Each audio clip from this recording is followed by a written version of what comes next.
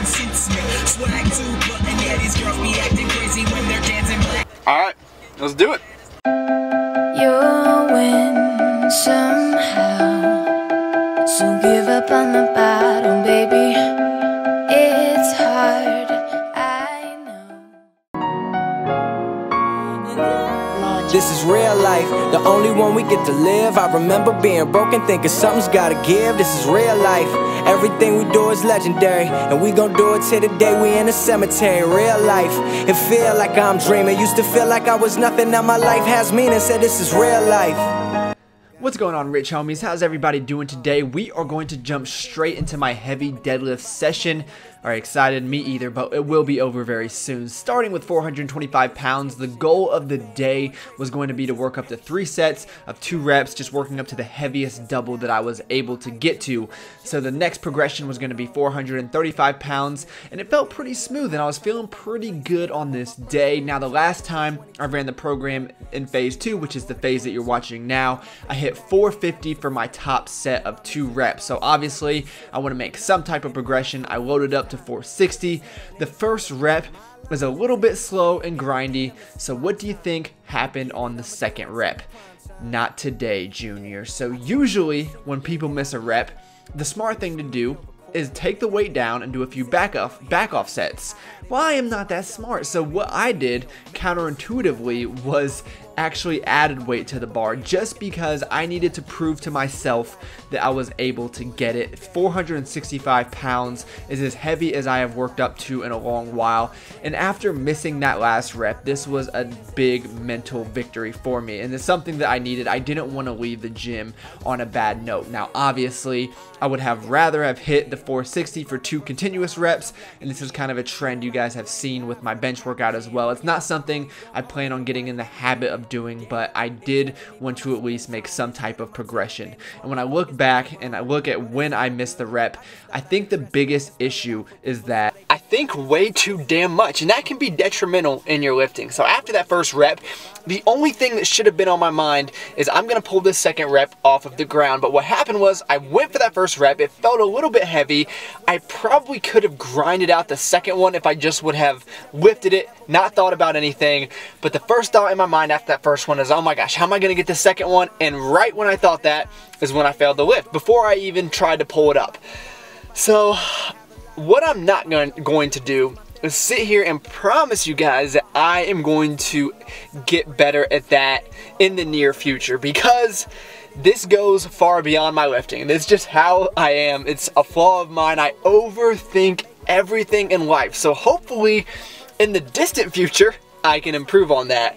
But it is going to be a very slow process. It's something that I've struggled with ever since I can remember. So what I will promise you is that I'm giving it my all in the gym. It wasn't a mental failure where I just didn't have the confidence I could lift it up.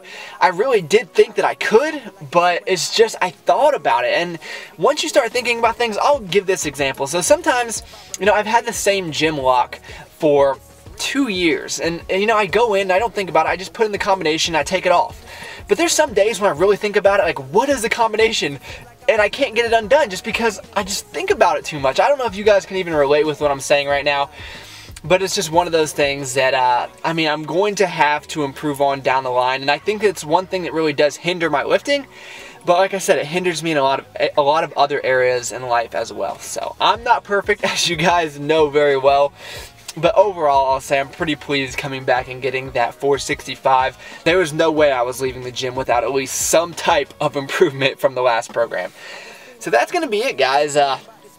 Definitely not ideal, but you know, we're getting there. We're working through some things, and just trying to give you guys as much insight on what's going on as possible. So if you guys have any tips, if you have any questions, or if you just want to leave a comment telling me that, I don't know, you love ricotta cheese.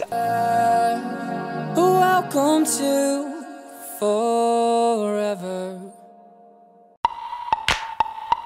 I'm so crispy. I'm so crispy. I'm so crispy. I'm so crispy. I'm so crispy. I'm so crispy. I'm so crispy. My jean 900 shoes 850. I'm so crispy.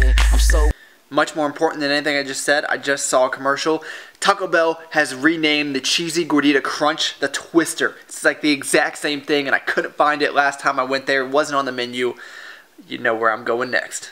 I be on my suit and tie shit, tie shit, tie. I be on my suit and tie shit, tie shit. Can I show you a few things?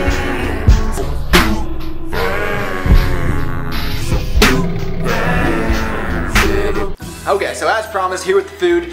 The only issue that I'm having right now is that I built this great dessert bowl earlier in the day, and I don't remember what I put in it, but don't you guys worry, you know I was thinking ahead. Boom!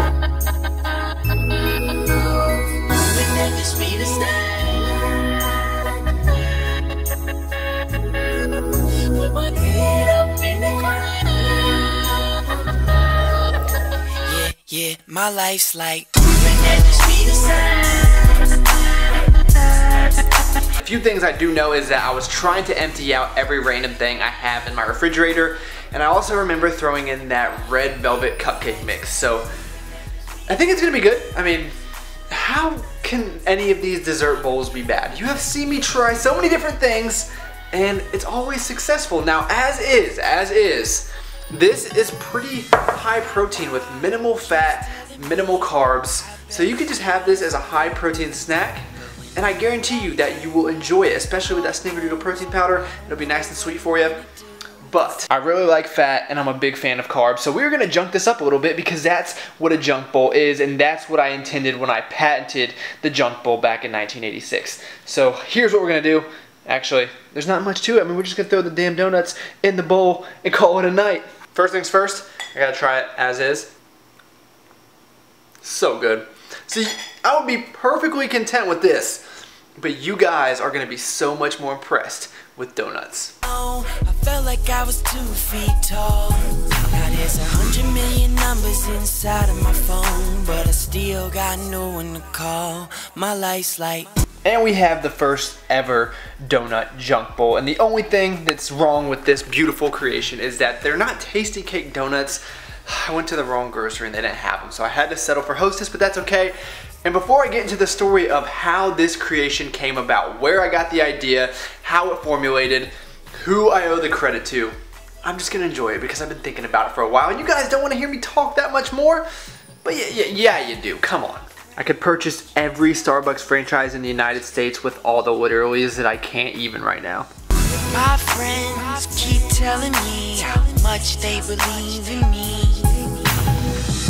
I wish that I saw. Okay, so the donut bowl came about by a picture I was tagged in on Instagram. Now, I appreciate any of you guys that tag me in pictures. I always try to like and comment on them, and if I don't, it's probably because you're private or I just missed it on accident. I apologize, but anytime you guys interact with me, I think it's pretty cool. I always like to check out your guys' profiles, see who's watching my videos. It's just interesting for me to see, but I was tagged by the MacroExperiment, and she made this donut bowl that looks a lot better than mine. You guys know I can't make my food very photogenic. I just like to eat it.